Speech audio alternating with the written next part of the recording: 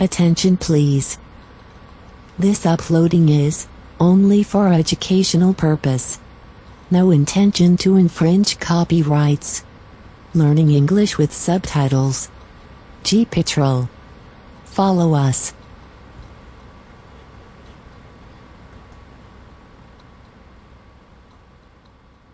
At Monkey World, in the nursery chimp group, Seamus has settled right back in.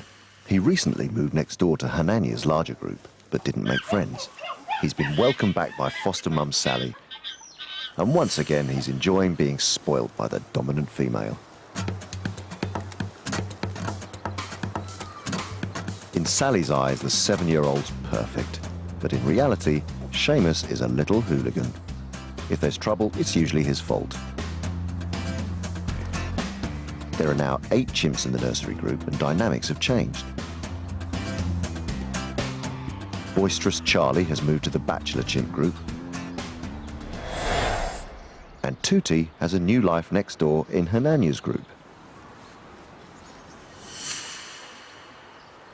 With these two moving out, it's made Sally a much more relaxed foster mum.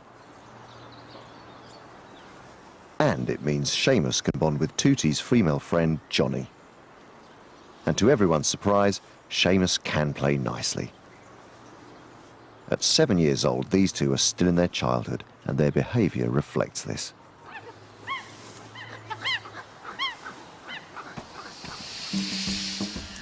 In the wild, young chimps crave company and will play together for hours. Like humans, they experience a long childhood and aren't considered adults until they're at least 13. Back at the park, it's no different, and Seamus and Johnny love to mess about.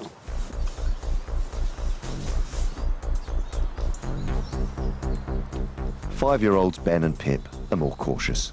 They enjoy watching what the others are doing, but they prefer not to get involved themselves. If it all gets too much, they make a beeline for the bedroom.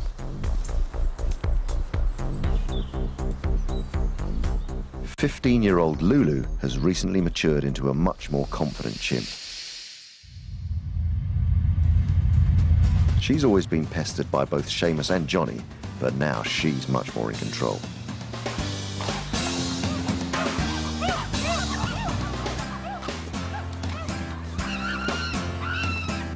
It's great to see Lulu giving as good as she gets, but her newfound confidence will not completely stop these two from teasing her.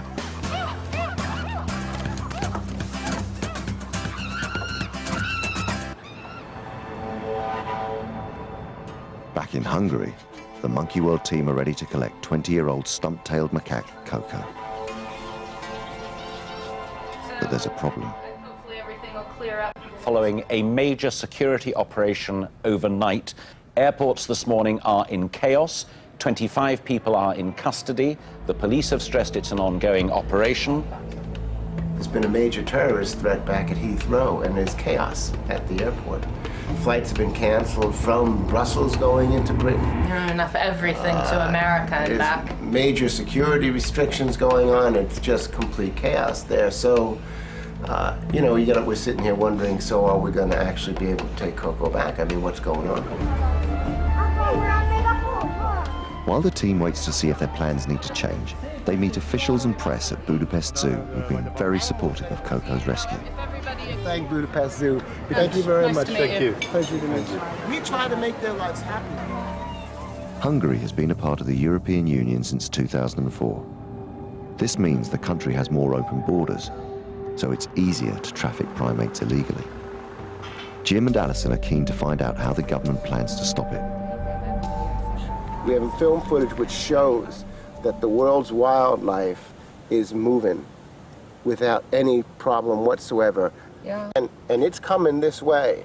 Into people's homes. Into people's homes. And die. Yes, And of die course. there in a year. Finally, we involved it that in Hungary, it is not allowed to keep primates as pet. In the future, all. Well done. After the meeting, the team discovers the terrorist alert is still in place, so they are forced to change their travel plans. Jim and Alison are leaving ahead to ensure officials at Heathrow are happy with Coco's arrival. No, but going back. It's definitely going. It's definitely going back. And her transfer is placed in their colleagues' hands. No worries whatsoever leaving Rita to oversee Coco's transit. I mean, she's been involved from the very beginning. From the time I got the reports, Rita was actually due to come home and see her family, so I asked her to go check up on Coco. So, you know, she actually got the ball rolling for us, and it's fine that she's going to sort of wrap it up in the end. I'll leave her with all of the paperwork and show her what needs to be done at the airport to make it necessary, and then she just needs to be as pushy as possible to make sure that Coco inside of her box is expeditiously, you know, taken through the airport and not left hanging about somewhere with all of the confusion that's going on. She's a capable girl. You know, I think we're leaving Coco in good hands. Rita is joined by the vet from Budapest Zoo, who'll do a final health check on Coco before moving her. We're just heading to the pet shop to pick up Coco. Hopefully she's still relaxed and everything will be all right when we load her into the box, and it's fine after we will go straight to the airport. As Coco is relatively tame, she will not need a full anesthetic. She'll only need a sedative to keep her calm, so she can be put safely into her travelling box.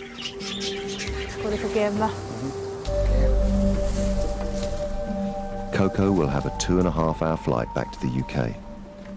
She's now sedated and leaves her cage for the first time in 20 years.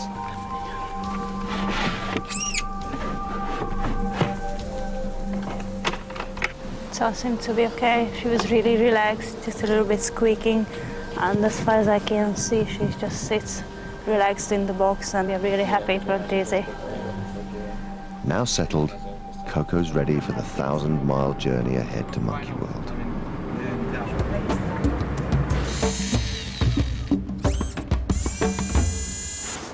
Back at the park in the bachelor chimp enclosure, instead of the usual rowdy behaviour, there's a sense of calm. There are now 13 boys living happily together in the group. This is quite unusual. In the wild, these highly sociable primates live in large, mixed-sexed communities. There are often more females than males. In captivity, it's extremely difficult to have an all-male group, but these chimps are too boisterous to live in mixed groups. Creating a bachelor pad was the only option,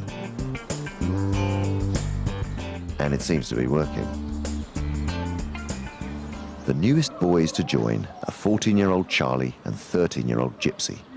Gypsy took a while to settle, but Charlie fitted in better than anyone could have expected, and they both made friends in high places.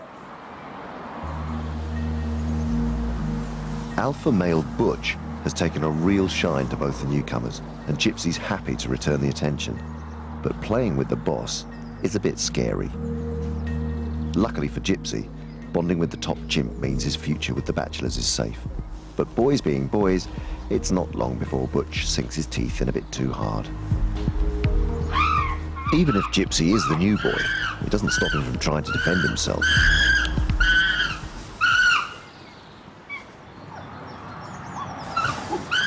Butch tries again, but this time high-ranking male Jester comes to Gypsy's rescue. The others stay out of the firing line, but Gypsy's still in demand and is now playing with 24-year-old Buxom. It seems Gypsy's childish side has rubbed off on the whole group.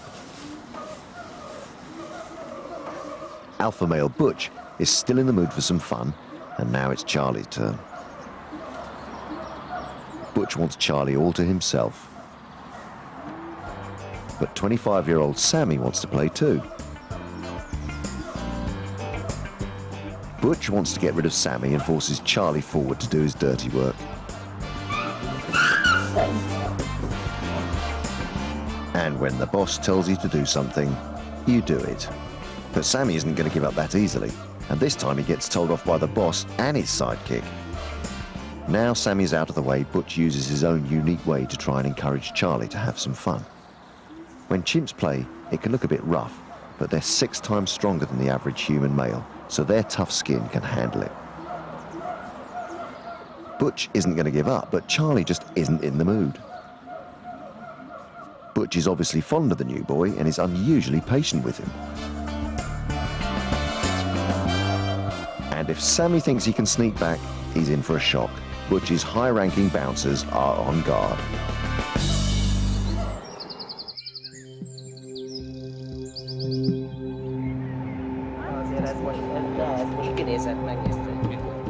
It's been a long day for 20-year-old stump-tailed macaque Coco. Shall we go on? She's finally arrived at Monkey World, 1,000 miles away from her former pet shop home in Budapest. This is probably the most interesting thing that's happened to her, you know, in the 20 years that she was in a pet shop. You know, the little traveling around, something new happening. Okay. It's midnight, but all the primate care staff have come to welcome her. And then she'll nip out right about here. And she comes. It takes a few moments, but eventually, Coco takes her first steps into her new bedroom. Have you thought about what you're going to do about that?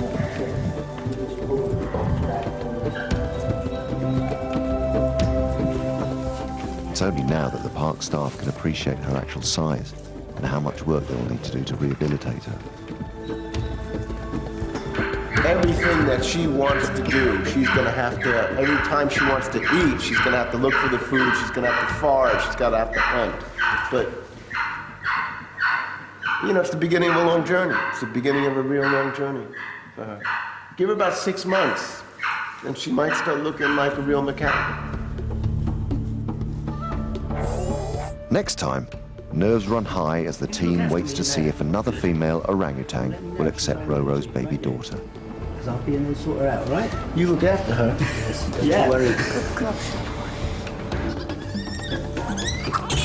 And in Hernania's group, Patricia is finding it difficult to relax when she's in the company of the alpha male.